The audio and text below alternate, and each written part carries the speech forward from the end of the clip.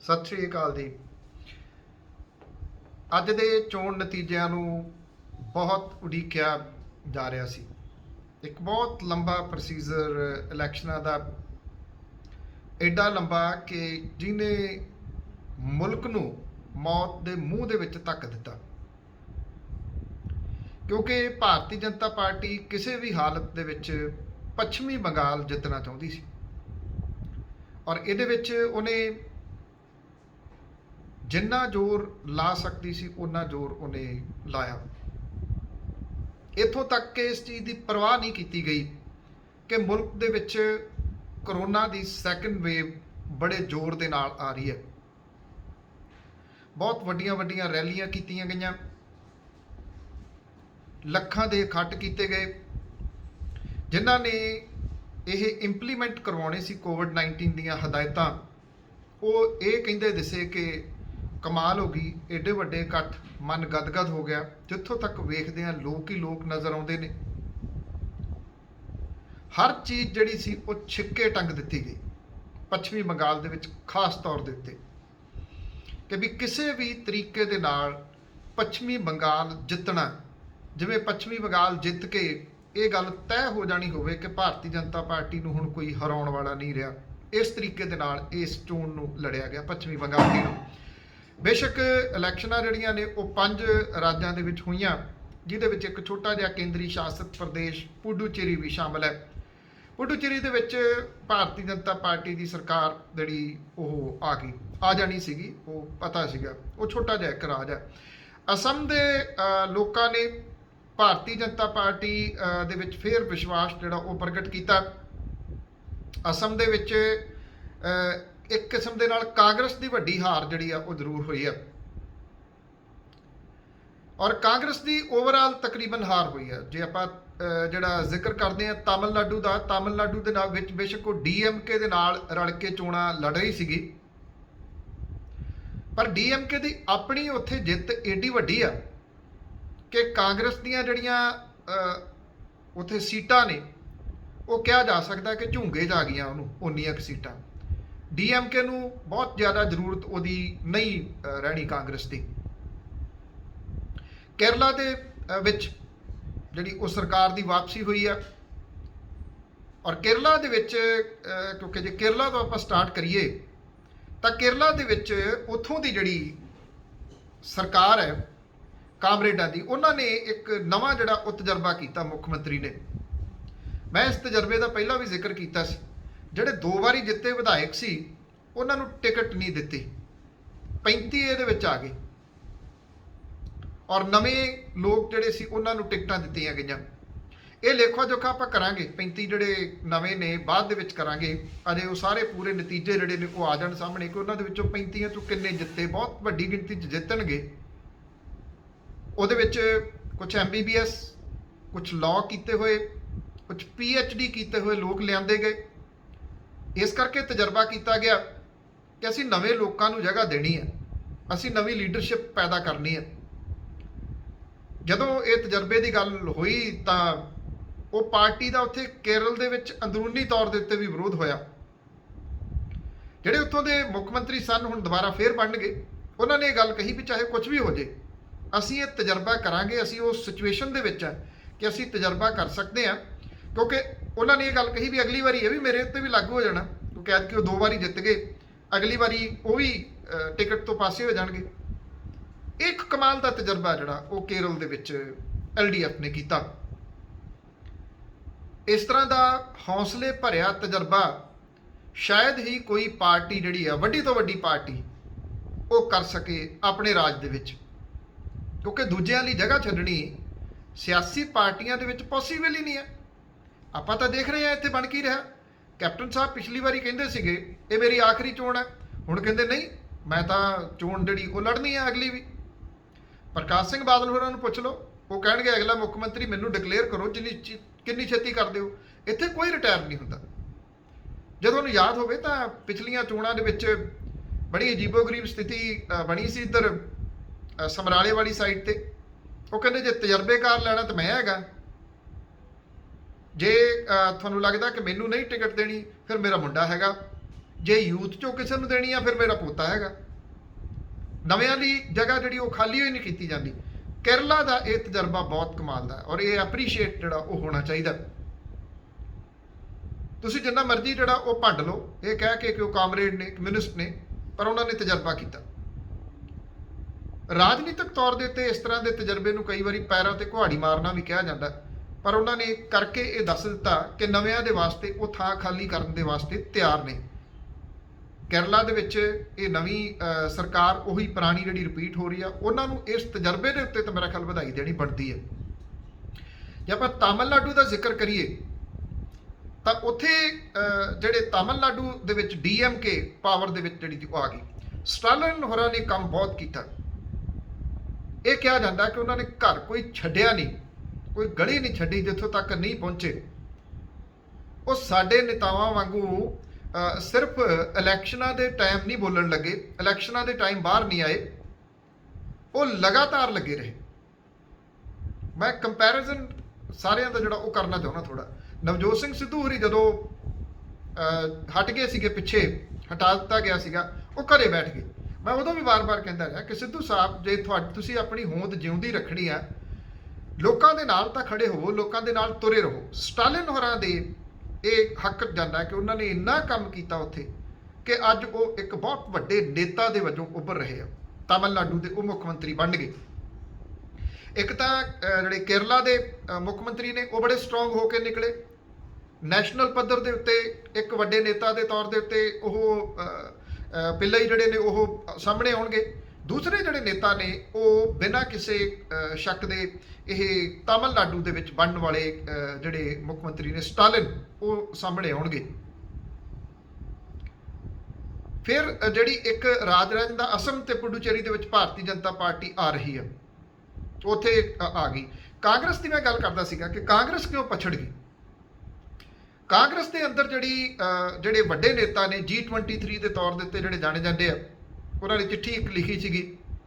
ਉਦੋਂ ਬਾਅਦ ਕਾਂਗਰਸ ਦੇ ਅੰਦਰ ਪਾਟਕ ਹੈ।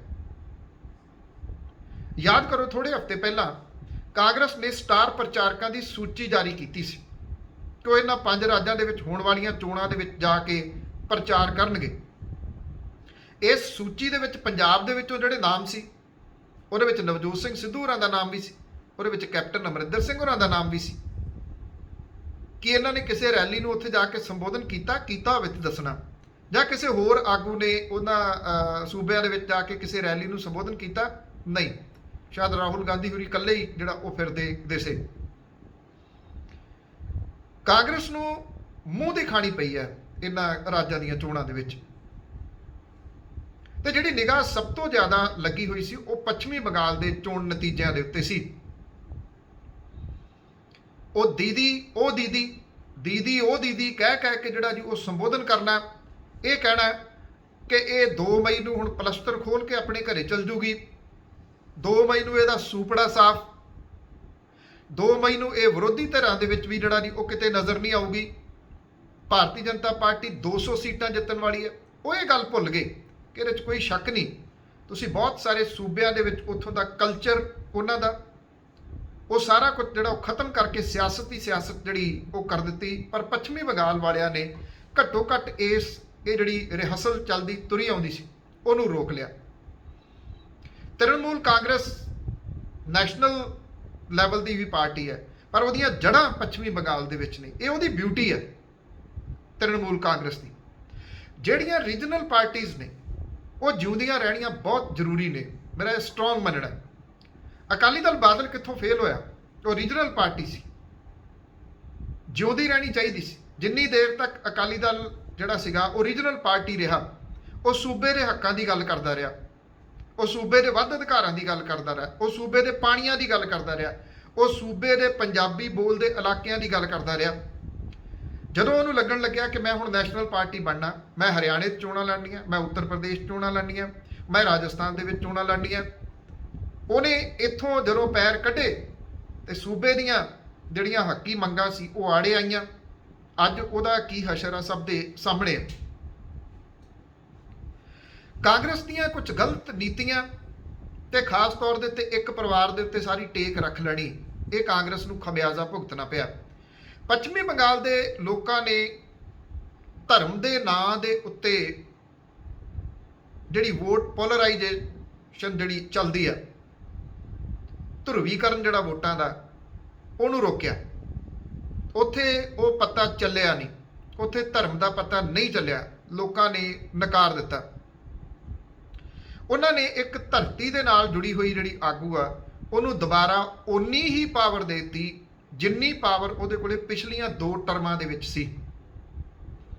ਮਮਤਾ ਬੈਨਰਜੀ ਬਿਨਾਂ ਕਿਸੇ ਸ਼ੱਕ ਦੇ ਨੈਸ਼ਨਲ ਆਗੂ ਦੇ ਵਜੋਂ ਉਭਰੂਗੀ ਆਉਂਦੇ ਦਿਨਾਂ ਦੇ ਦੌਰਾਨ, ਕਿਉਂਕਿ ਉਹਨੇ ਟਾਕਰਾ ਕੀਤਾ 2 ਵਿਅਕਤੀਆਂ ਦਾ ਜਿਹੜੇ ਅੱਜ ਟੈਲੀਵਿਜ਼ਨਾਂ ਤੋਂ ਗਾਇਬ ਹੋ ਗਏ। ਤਾਂ ਪ੍ਰਧਾਨ ਮੰਤਰੀ ਨਰਿੰਦਰ ਮੋਦੀ ਹੋਰੀ ਤੇ ਦੂਸਰਾ ਗ੍ਰਹਿ ਮੰਤਰੀ ਅਮਿਤ ਸ਼ਾਹ ਹੋਰੀ। ਜੇ ਅੱਜ ਕਿਤੇ ਭਾਜਪਾ ਜਿੱਤੀ ਹੁੰਦੀ ਪੱਛਮੀ ਬੰਗਾਲ ਦੇ ਵਿੱਚ, ਤੁਸੀਂ ਸੋਚ ਸਕਦੇ ਸੀ ਚੈਨਲਾਂ ਦੇ ਉੱਤੇ ਇਹਨਾਂ ਦੇ ਫੇਸ ਹੋਣੇ ਸੀ। ਅੱਜ ਇਹਨਾਂ ਦੇ ਫੇਸ ਨਹੀਂ ਵਿਖਾਏ ਜਾ ਰਹੇ। ਉੱਥੇ ਕਿਤੇ ਕੋਈ ਬਹਾਨਾ ਲਾਇਆ ਜਾ ਰਿਹਾ, ਕਿਤੇ ਕੋਈ ਬਹਾਨਾ ਲਾਇਆ ਜਾ ਰਿਹਾ। ਐਕਸੈਪਟ ਨਹੀਂ ਕਰ ਰਹੇ ਉਸ ਹਾਰ ਨੂੰ, ਕਿਉਂਕਿ ਕਰਨਗੇ ਨਹੀਂ।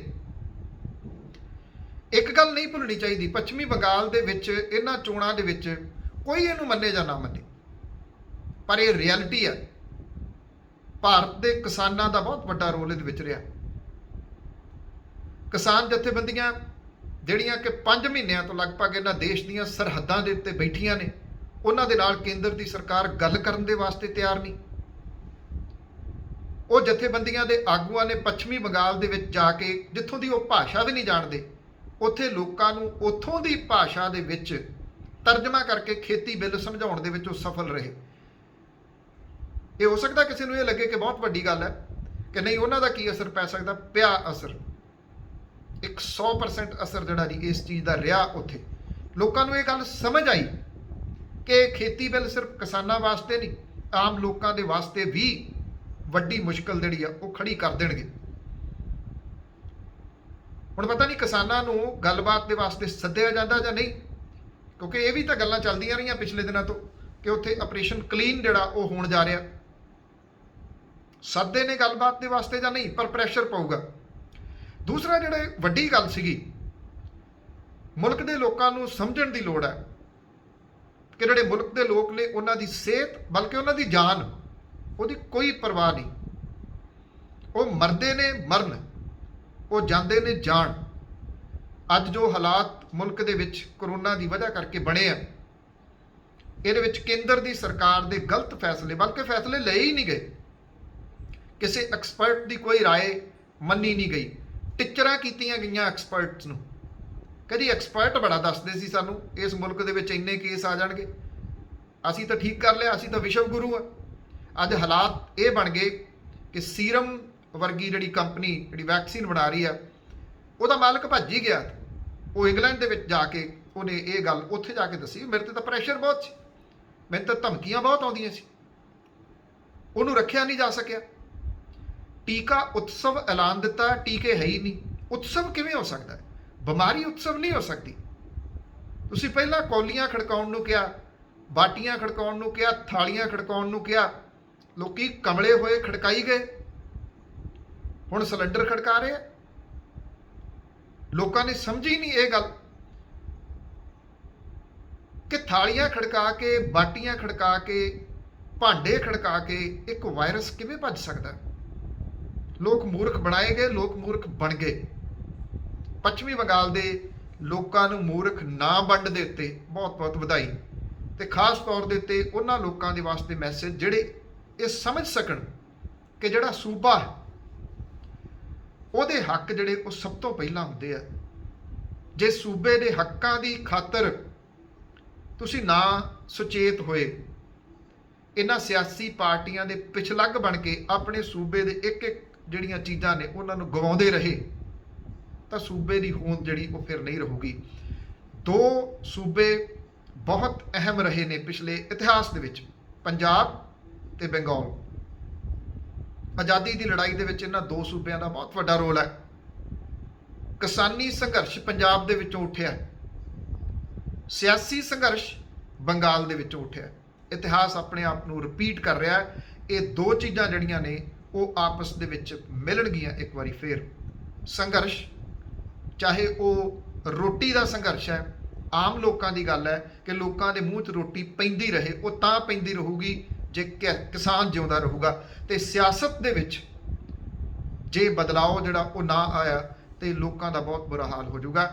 ਇੱਕ ਵਾਰੀ ਫੇਰ ਇਤਿਹਾਸ ਪੜ੍ਹਨਾ, ਪੰਜਾਬ ਤੇ ਬੰਗਾਲ, ਬੰਗਾਲ ਤੇ ਪੰਜਾਬ, ਇਹ ਦੋ ਚੀਜ਼ਾਂ ਇਕੱਠੀਆਂ ਹੋਈਆਂ ਨੇ। ਅੱਜ ਪੂਰੇ ਮੁਲਕ ਦੇ ਕਿਸਾਨ ਜਿਹੜੇ ਨੇ ਉਹ ਯੂਨਾਈਟਿਡ ਨੇ, ਉਹ ਇਕੱਠੇ ਨੇ, ਇਕੱਠੇ ਹੋ ਕੇ ਲੜ ਰਹੇ ਨੇ, ਬਹੁਤ ਸਟਰੋਂਗ ਹੋ ਕੇ ਲੜ ਰਹੇ ਨੇ। ਪਰ ਪੰਜਾਬ ਤੋਂ ਇਹਦੀ ਸ਼ੁਰੂਆਤ ਹੋਈ, ਫਿਰ ਹਰਿਆਣਾ ਰਲਿਆ, ਉੱਤਰ ਪ੍ਰਦੇਸ਼ ਰਲਿਆ, ਰਾਜਸਥਾਨ ਰਲਿਆ, ਫਿਰ ਸਾਰੇ ਜਿਹੜੇ ਮੁਲਕ ਦੇ ਕਿਸਾਨ ਸੀ ਉਹ ਇਕੱਠੇ ਹੋਏ ਔਰ ਇਹਨਾਂ ਨੇ ਜਾ ਹੱਲਾ ਬੋਲਿਆ ਬੰਗਾਲ ਦੇ ਵਿੱਚ। ਇਹ ਸਿਆਸੀ ਤੌਰ ਦੇ ਉੱਤੇ ਕੀ ਅਸਰ ਪੈਂਦਾ, ਆਪਾਂ ਆਉਂਦੇ ਦਿਨਾਂ ਦੇ ਦੌਰਾਨ ਇਹਦੀ ਚੀਰ ਪਾੜ ਜਿਹੜੀ ਉਹ ਕਰਦੇ ਰਹਾਂਗੇ। ਪਰ ਇੰਨਾ ਜ਼ਰੂਰ ਹੈ, ਹੰਕਾਰ, ਹਉਮੈ, ਕਿਸੇ ਦੂਸਰੇ ਨੂੰ ਬੰਦਾ ਹੀ ਨਾ ਸਮਝਣਾ, ਉਸ ਚੀਜ਼ ਦੀ ਜਿਹੜੀ ਹਾਰ ਹੋਈ ਹੈ। ਕਿਰਪਾ ਕਰਕੇ ਤੁਸੀਂ ਇਸ ਚੈਨਲ ਨੂੰ ਸਬਸਕ੍ਰਾਈਬ ਜ਼ਰੂਰ ਕਰ ਲੈਣਾ ਔਰ ਬੈਲ ਆਈਕਨ ਬਟਨ ਜਿਹੜਾ ਉਹ ਦਬ ਦੇਣਾ ਤਾਂ ਕਿ ਅਗਲੀ ਵੀਡੀਓ ਦੇ ਵਾਸਤੇ ਤੁਹਾਨੂੰ ਨੋਟੀਫਿਕੇਸ਼ਨ ਜਿਹੜਾ ਉਹ ਆ ਜਾਵੇ। ਸਤਿ ਸ਼੍ਰੀ ਅਕਾਲ।